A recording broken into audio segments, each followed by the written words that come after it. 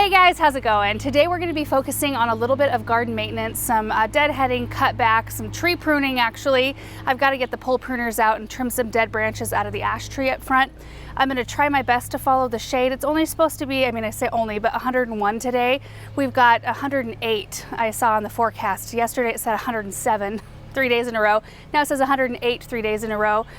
So anyway, yeah, not looking forward to that, and I'm going to try to follow the shade this week as best as I can. So here we are. If you can hear the lawnmower, I do apologize. Aaron's working on that this morning. We're all trying to get our chores done earlier on in the day, at least this week. A few of the things that need to be done in this area, I need to cut all of these branches. See, these are all fresh shoots from this climbing rose, and I don't want to encourage outward growth. I want to encourage, growth up against the structure.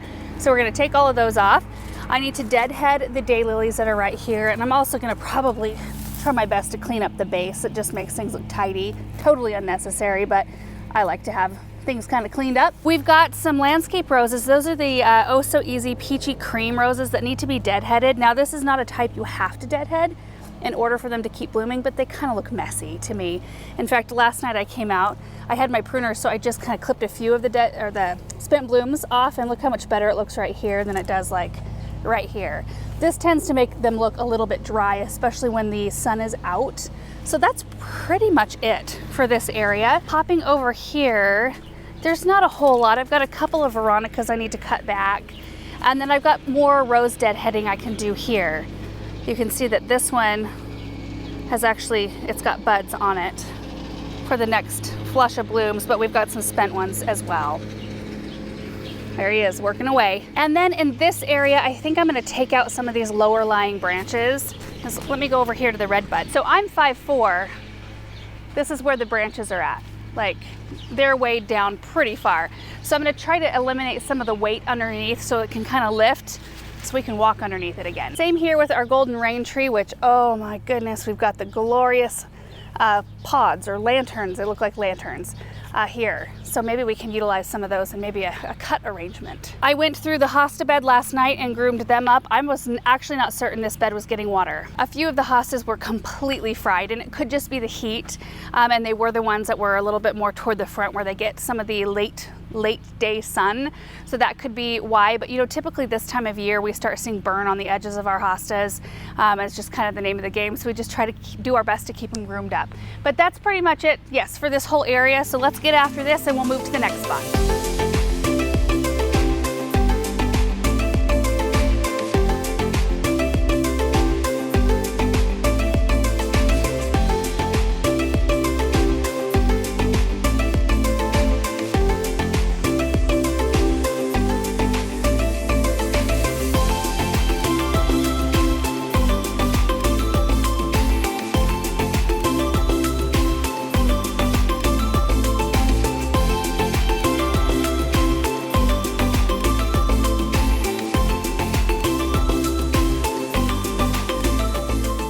All right guys, so the area immediately in front of the chicken coop is pretty much done. I wanted to walk through this spot though because I found the mother lode of spider mites, and no wonder things were looking kind of like dry and gross because I found webbing just in a lot of the roses in particular. So if I stand back, I actually cut that rose completely out because I think that was kind of the host plant.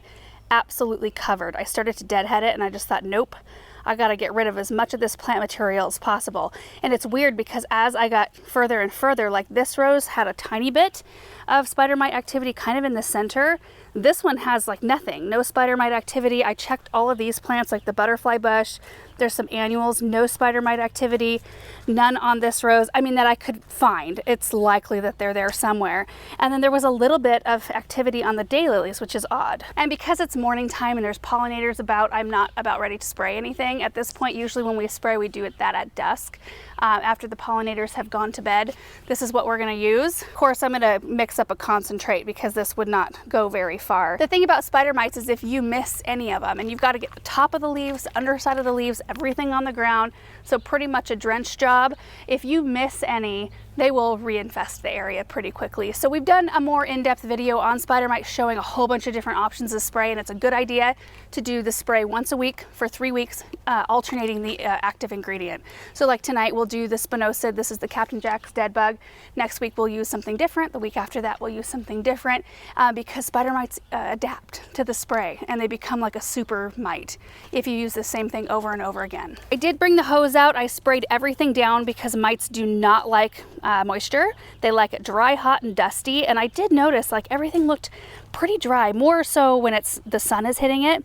As I was walking by last night, I'm like, dang, I need to deadhead those roses. They're just making everything look so dry. And it wasn't the roses as much, I think, as the spider mite damage.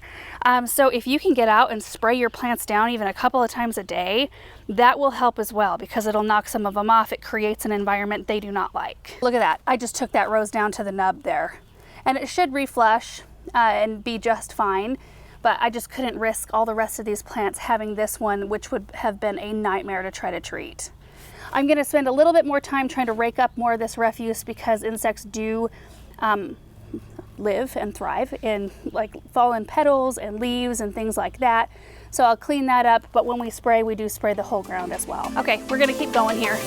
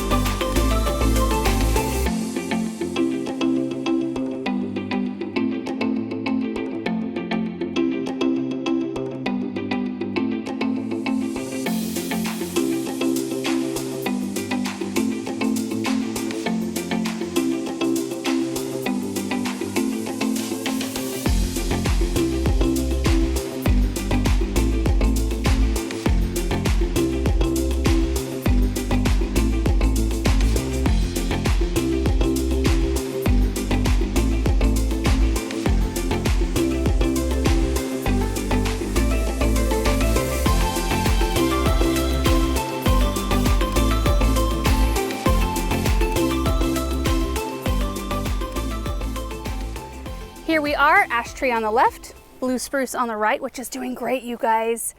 So far, so good with the evergreens. Not so sure about the maple near the Hartley, but I know the evergreens, as far as I can tell, are really taking to their new locations, which is happy, happy news. The ash tree, this is a purple ash. You can see, I think you can see the dead branches kind of popping up here and there. Let me move this direction. There's a few right in here.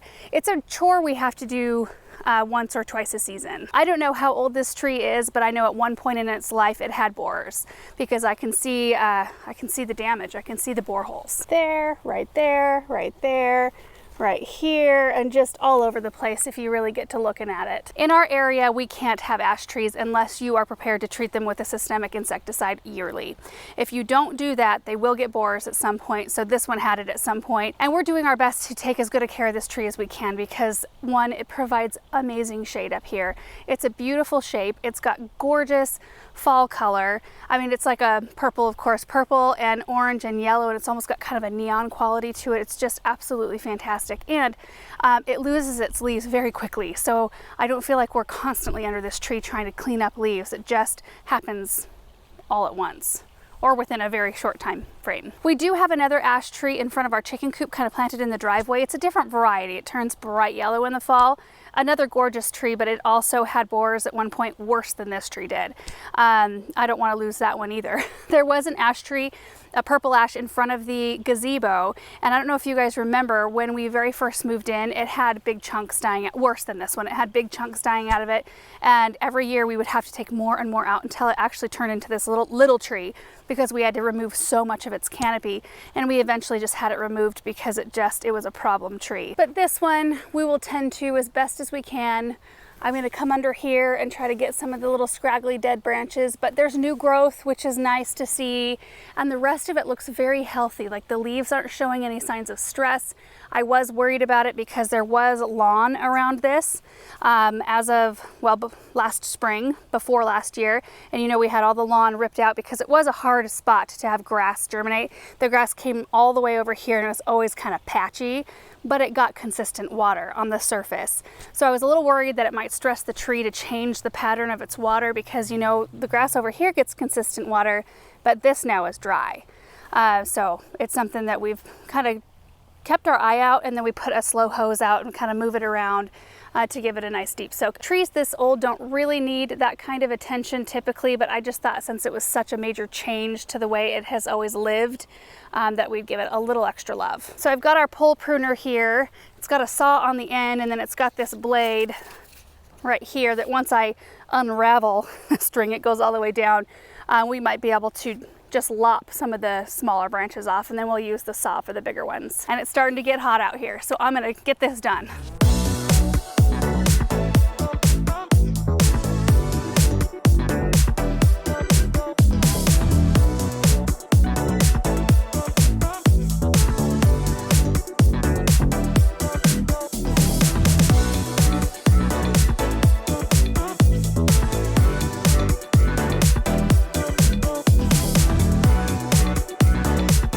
We got quite a bit of dead removed. Aaron actually came out here and helped me because I couldn't, even with the pole pruner extended all the way, I could not reach the very tippy top ones.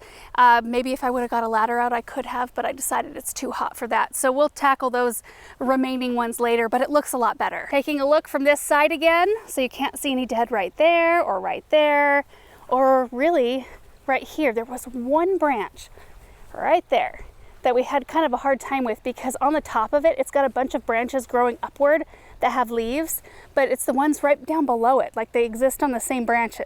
There's some little dead branches that I would love to clean up. Would love those to be gone, but it's just too hard to reach and too fine of work without getting a ladder out. So that's one of those things we'll do later on. It is a good time to go in on trees that are leafed out during the growing season and remove any dead because it's very apparent where the dead branches are. So it makes it a fairly easy job. Here's our trailer load. And I saved this branch back because I wanted you to see the bore holes a little up close here. So you can see, you know, right along in here. These are not new holes. They're not fresh. If they were fresh, you would see bright wood popping out like shining from underneath the bark. You would also see frass or sawdust that the borer kicks out as they're making their tunnel. And then when you look at the branch from that side, you see the little tunnel right there.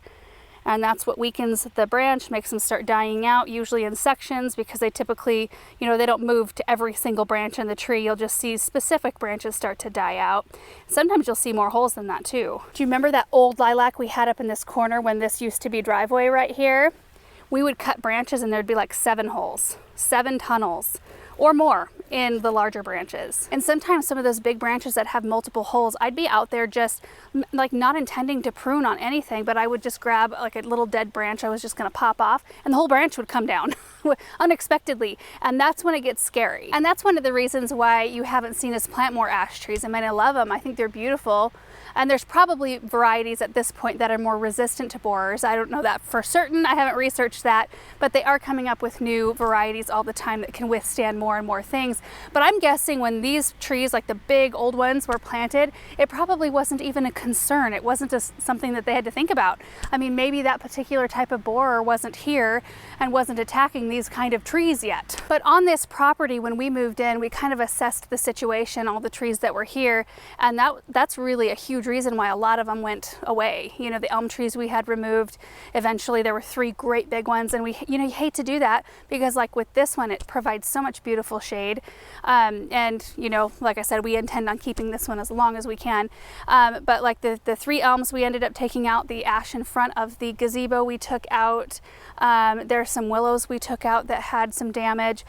So we just assessed them all, and you know, when we started seeing big branches fall out of them and realized the safety concern some of them were posing, we decided it was a good idea to take them out and put things in that could hold up a little better, and we wouldn't have that kind of risk, I guess. So with the remaining few, which there aren't that many, I'm trying to think if there's any other tree we're really watching. Oh, the mulberry. We are watching that one because there's some rot in that tree, but we keep a pretty sharp eye on a couple of these trees to make sure, I mean, you never know, but to make sure there aren't any weak looking branches. We come out after windstorms and kind of assess if there are any cracks or anything like that. So anyway, so far so good with this one and the mulberry. The mulberry's just right there. Look at that big old thing. We had our tree service come out and they did a huge prune job on it. And they said that it would make this tree or help it to last for years and years longer, but they removed a ton of the rot, which I'm thankful for. I mean, this tree is just, it's a massive and it's gorgeous. It does produce mulberries. So, but we're past that season now. This trunk is just, my goodness, it's amazing. It originally had a concrete raised bed built around it. And we thought that they had built the raised bed and then planted the tree, not the other way around. When we started rooting around in there, we realized that they had, at some point, somebody had come along and decided to build the raised bed around an existing tree that was already here, which that is not good, you guys.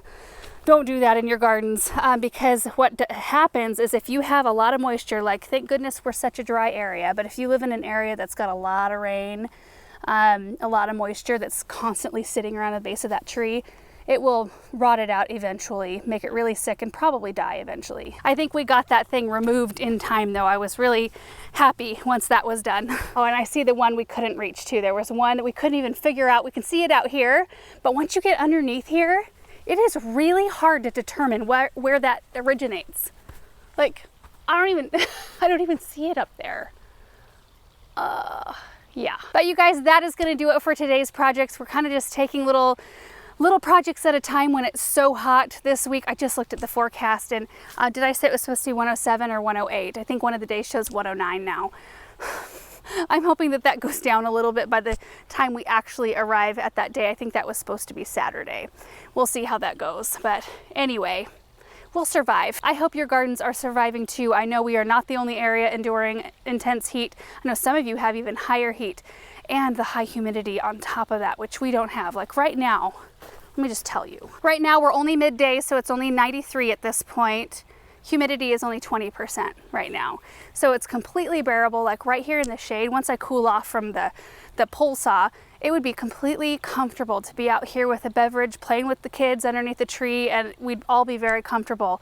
When it's 109, even in the shade, it's pretty hot here, but I know that you guys with humidity, you can't escape it. It just kind of is wherever you are. So I applaud those of you guys who can garden in those kinds of conditions. I'd have a hard time with it. So anyway, thank you guys so much for watching. I think we're just going to be kind of in maintenance mode, weeding, pruning, deadheading. So you're going to probably see a lot more of that. I'm going to try to tackle most of that stuff in the mornings. Probably won't be planting a whole lot until next week. It's supposed to cool down by at least like 10-15 degrees, it looks like. So I'm hoping that that's a trend that's going to stay. Anyway, thanks again guys for watching, and we'll see you in the next one. Bye.